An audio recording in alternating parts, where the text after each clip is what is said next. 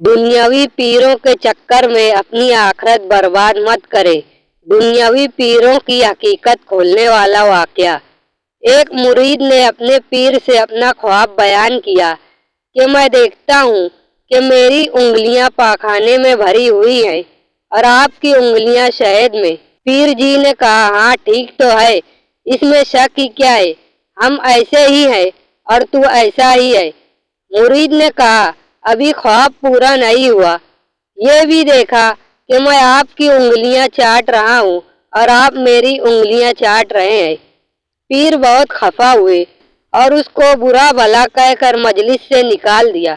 انسان عبرت حکایت کا وہی حاصل ہے کہ مرید تو پیر سے دین حاصل کرنا چاہتا ہے کہ وہ مشابہ شہد کے ہے، اور پیر مرید سے دنیا حاصل کرنا چاہتا ہے کہ وہ مشابہ پاخانہ کے ہے۔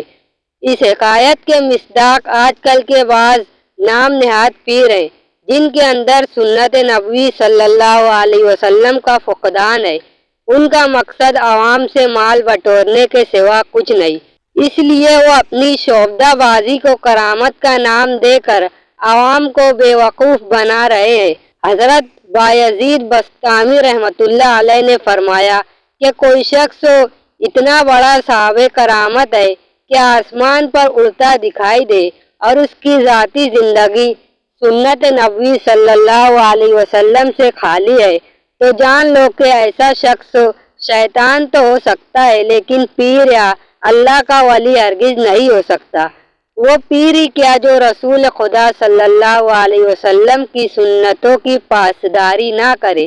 ایسا پیر اپنے ساتھ ساتھ اپنے مریدین کو جہنم کا ایندھن ہی بنائے گا۔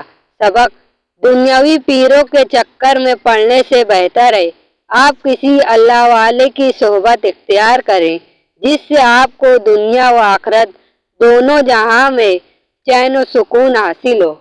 ایسے ہی دلچسپ واقعات و حکایات کے لیے اس چینل کو سبسکرائب کریں، ویڈیو کو لائک اور شیئر ضرور کریں۔